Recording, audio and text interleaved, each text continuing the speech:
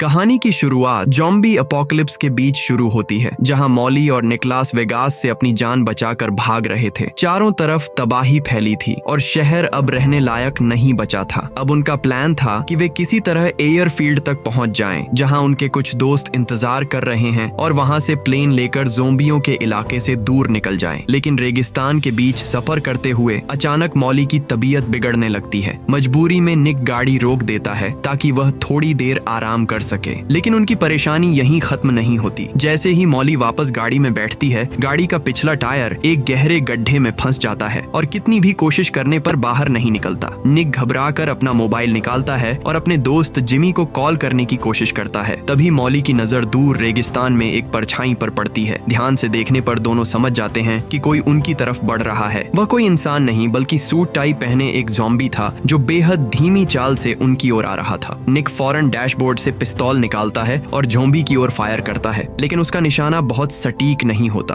कई गोलियां चलाने के बाद वह ज़ॉम्बी के सीने में गोली मारकर उसे गिरा में कामयाब हो जाता है। लेकिन डर अभी यहीं खत्म नहीं होता, क्योंकि कुछ ही पल में वह ज़ॉम्बी फिर उठ खड़ा होता है और उनकी तरफ बढ़ने लगता है। अब दोनों के पास कोई और रास्ता नहीं बचता। वे जल्दी से गाड़ी में वापस बैठकर उसे स्टार्ट करने की कोशिश करते हैं, लेकिन टायर अब भी गड्ढे में फंसा था, जिस वजह से गाड़ी आगे नहीं बढ़ पा रही थी। मजबूरी में वे खुद को गाड़ी के अंदर लॉक कर लेते हैं और सारी खिड़कियां बंद कर देते हैं। बाहर ज़ॉम्बी पूरी ताकत से शीशे तोड़ने की कोशिश करता है, लेकिन वह नाकाम रहता है। कई घंटे बीत जाते हैं और रात हो जाती है, लेकिन ज़ॉम्बी अब भी वहीं खड़ा रहता है, लगातार शीशे पर वार करता हुआ। हालात और भी खराब तब हो जाते हैं जब निक को एहसास होता है कि जल्दबाजी में वह अपना मोबाइल गाड़ी के बाहर गिरा आया है। अब उनके पास किसी से मदद मांगने का कोई तरीका नहीं बचता। तनाव के चलते दोनों के बीच बहस हो जाती है, लेकिन थोड़ी देर बाद वे दोनों शांत हो जाते हैं। अचानक उन्हें महसूस होता है कि बाहर सब शांत हो गया है। ज़ॉम्बी कहीं दिखाई नहीं देता। यह सोचकर कि शायद खतरा टल गया है, मॉली पीछे की सीट से टॉर्च निकालती है और निक के साथ मोबाइल ढूंढने बाहर निकलती है। मॉली को मोबाइल गाड़ी के पास जमीन पर मिल जाता है और वह खुशी खुशी निक को बताने के लिए पलटती है, लेकिन तभी सब कुछ एक पल में बदल जाता है। अचानक वही ज़ॉम्बी पीछे से हमला करता है और निक की गर्दन में काट लेता है। मॉली अपनी आंखों के सामने यह सब होते हुए देखती रह जाती है। चाहकर भी वह कुछ नहीं कर पाती और कुछ ही पलों में ज़ॉम्बी उसके बॉयफ्रेंड को पूरी तरह नोच खाता है। डर और सदमे में मॉली भागकर गाड़ी में वापस जाती है। जल्दी जल्दी अपना बैग खाने पीने के सामान से भरती है और वहां से निकलने की तैयारी करती है, लेकिन तभी ज़ॉम्बी फिर गायब हो जाता है। उसे लगता है कि शायद वह बच गई है, मगर अगले ही पल वही ज़ॉम्बी उसके बिल्कुल पास आ जाता है और उस पर हमला करने की कोशिश करता है। इस बार मॉली किसी तरह दूसरी तरफ के दरवाजे से निकलकर अंधेरे रेगिस्तान में दौड़ पड़ती है। किस्मत से वह पूरी रात जिंदा बची रहती है। सुबह होते ही उसे एहसास होता है कि एयरफील्ड अभी भी बहुत दूर है। जब वह अपना बैग चेक करती है तो उसमें बस कुछ बोतल पानी और चॉकलेट बार ही होते हैं, जिन्हें पूरे सफर में चलाना है। थकी हारी होने के बावजूद मॉली हार नहीं मानती और घंटों रेगिस्तान में चलती रहती है। रात होने पर वह एक छोटी सी आग जलाकर आराम करती है, लेकिन उसका पीछा करने वाला ज़ॉम्बी फिर से लौट आता है और उस पर हमला करने की कोशिश करता है। मॉली किसी तरह उससे बचकर एक पहाड़ी की तरफ भागती है और थकान के कारण एक चट्टान पर ही सो जाती है। अगली सुबह वह सुरक्षित जागती है, लेकिन उसके पास ही वही ज़ॉम्बी खड़ा होता है जो चट्टान पर चढ़ नहीं पाता। यह समझते हुए कि ज़ॉम्बी उसकी गंध से आकर्षित होता है, मॉली अपनी जेब से एक चीज निकालकर दूर फेंक देती है।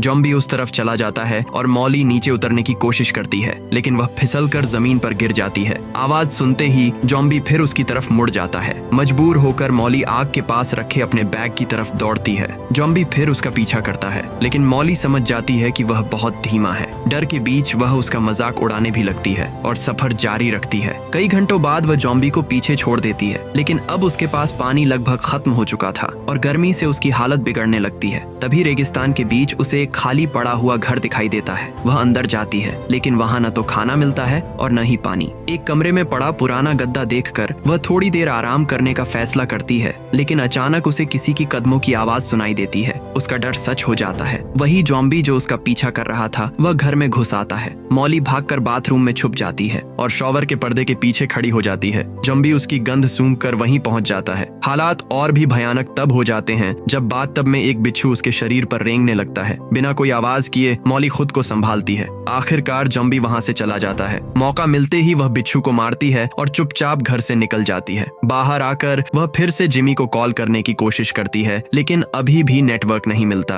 उसका आखिरी पानी भी खत्म होने वाला था और दूर दूर तक कोई बस्ती नजर नहीं आ रही थी। निराशा के के बीच अचानक उसे फिर वही जॉम्बी दिखाई देता है जो अब भी इंसानी मांस की तलाश में था। मॉली समझ जाती है कि इससे बचना आसान नहीं है। वह पत्थर उठाकर उस पर फेंकती है, लेकिन उससे कोई फर्क नहीं पड़ता। वह जॉम्बी के सिर पर वार करने का सोचती है, लेकिन निक के साथ हुआ हादसा याद आते ही भागने का फैसला करती है। पीछा जारी रहता है। गुस्से और थकान में मॉली जॉम्बी को गालियां देने लगती है। तभी उसे एहसास होता है कि उसकी बेवकूफी ही उसकी ताकत है, क्योंकि जॉम्बी ऊंचाई पर नहीं चढ़ सकता। इस सोच के साथ वह एक पहाड़ी पर बनी गुफा तक चढ़ जाती है और कुछ घंटों तक वहीं आराम करती है। सुबह होने पर वह अपना सामान देखती है, जहां खाने में बस एक चॉकलेट, थोड़ा सा पानी और एक ड्रिंक बची होती है। फिर भी जिंदा रहने की जिद उसे आगे बढ़ने की ताकत देती है। काफी देर चलने के बाद उसे दूर सड़क दिखाई देने लगती है और उसे लगता है कि शायद अब उसका बच पाना पॉसिबल है। लेकिन उसकी खुशी ज्यादा देर नहीं टिकती, क्योंकि अचानक उसे एहसास होता है कि सामने से एक भयानक रेत का तूफान बहुत तेजी से उसकी ओर बढ़ रहा है। हालात बिगड़ते देख मॉली पीछे हटने की कोशिश करती है, लेकिन कुछ ही पलों में रेत का विशाल बादल चारों तरफ फैल जाता है और उसकी आंखों के सामने सब कुछ धुंधला हो जाता है। तेज हवा और उड़ती रेत की वजह से मॉली कुछ भी साफ नहीं देख पाती। इसी कारण वह यह नहीं समझ पाती कि वही जॉम्बी एक बार फिर उसके बेहद करीब आ चुका है और उस पर हमला करने की कोशिश कर रहा है। फिर भी हिम्मत जुटाकर मॉली किसी तरह उससे खुद को बचा लेती है, लेकिन तूफान की ताकत इतनी ज्यादा होती है कि वह उसे जमीन पर गिरा देती है और मॉली बेहोश हो जाती है। कई घंटे बाद जब रेत का वो विशाल बादल छंट जाता है, तब वहाँ सिर्फ मॉली ही बची होती है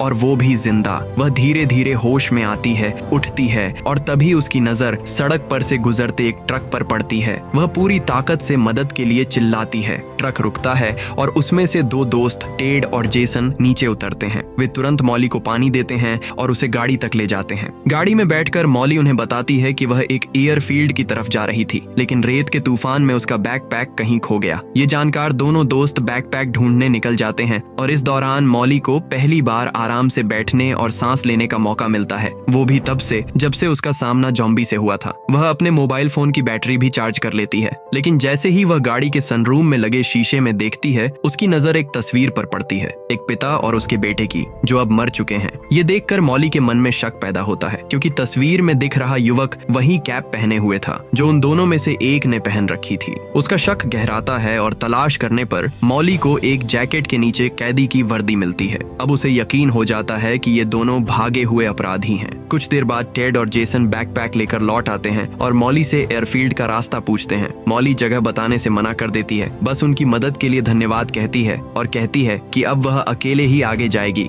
लेकिन तभी दोनों अपराधी अपनी असली शक्ल दिखा देते हैं। जेसन मॉली के चेहरे पर कपड़ा बांध देता है और टेड उसे जबरदस्ती गाड़ी से बाहर खींचकर एक चाकू दिखाता है। वह धमकी देता है कि अगर उसने एयरफील्ड की जगह नहीं बताई तो वह उसे भी उसी तरह मार देगा जैसे उसने गाड़ी के मालिक और उसके बेटे को मारा था। अब मॉली के पास कोई और रास्ता नहीं होता और वह एयरफील्ड का ठिकाना बता देती है, लेकिन अपराधियों का दिल अब भी नहीं भरता। वे उसे गाड़ी के पीछे ले जाकर उस पर और ज्यादा हमला करने की कोशिश करते हैं। तभी इस बेबस और खौफनाक हालात में एक बिना उम्मीद के मदद सामने आती है। वही जॉम्बी जो रेगिस्तान में लगातार मॉली का पीछा कर रहा था, रेत के नीचे से निकलकर गाड़ी की ओर बढ़ने लगता है। जेसन जो टेड को मॉली पर हमला करते हुए देख रहा था, वह जॉम्बी को उसकी ओर आते देख लेता है, लेकिन उसे चेतावनी देने का वक्त नहीं मिलता। अगले ही पल जॉम्बी टेड की गर्दन में दांत गड़ा देता है और उसे जमीन पर गिराकर बेरहमी से उसका चेहरा नोचने लगता है। पूरा मंजर देखकर मॉली सदमे में आ जाती है, लेकिन खुद को संभालते हुए किसी तरह उठ खड़ी होती है। इसी बीच जेसन गाड़ी में बैठकर वहां से भाग निकलता है। यह डरावना नजारा मॉली को उसके अतीत की याद दिला देता है। एक पल के लिए उसे खुद को एक छोटे लड़के के पास खड़ा हुआ महसूस होता है, जो शायद उसका बेटा है, लेकिन वह जानती है कि रुकने का वक्त नहीं है, क्योंकि जॉम्बी जल्द ही अपना शिकार खत्म करके फिर उसका पीछा करेगा। किस्मत से भागते समय अपराधी के शरीर से एक डिब्बा गिर जाता है, जिसमें कुछ और पानी की बोतलें और एक लाइफ राफ्ट होती है। मॉली जल्दी से राफ्ट में हवा भरती है, पानी की बोतलें उसमें रखती हैं और सड़क की ओर बढ़ने लगती है। ज्यादा देर नहीं लगती और जॉम्बी फिर से उसके पीछे आ जाता है। रास्ते में मॉली को कई पुराने टायर दिखाई देते हैं और उसके दिमाग में एक तरकीब आती है। वह जॉम्बी के गले में टायर बांधकर उसे राफ्ट से जोड़ देती है, ताकि वह चलते चलते उसका सामान भी खींचता रहे। यह योजना काम कर जाती है और दोनों रेगिस्तान के बीच आगे बढ़ते रहते हैं। इस सफर के दौरान मॉली अपने दिल की भड़ास निकालती है। जो कुछ कुछ उसके साथ हुआ और उसका अतीत भी। वह बताती है कि सालों पहले उसने एक बेटे को जन्म दिया था जिसका नाम चेज था, लेकिन अपनी आज़ाद जिंदगी की वजह से उसने उसे अपनी बड़ी बहन एली के पास छोड़ दिया, क्योंकि वह जानती थी कि वह एक अच्छी माँ नहीं बन पाएगी। बातों बातों में वे एक बड़ी चट्टान के पास पहुंचते हैं। मॉली जॉम्बी को बांधने वाली रस्सी उस चट्टान से बांध देती है और उसे वहीं छोड़ने का फैसला करती है, लेकिन जैसे ही वह ऐसा करती है, जॉम्बी पूरी ताकत से उसके पीछे आने की कोशिश करता है। यह देखकर मॉली के मन में अपराध बोध जाग उठता है। अपने ज़मीर से लड़ते हुए वह जॉम्बी के सामने खड़ी होती है और उससे वादा करती है कि अगर वह ठीक से बर्ताव करना सीखे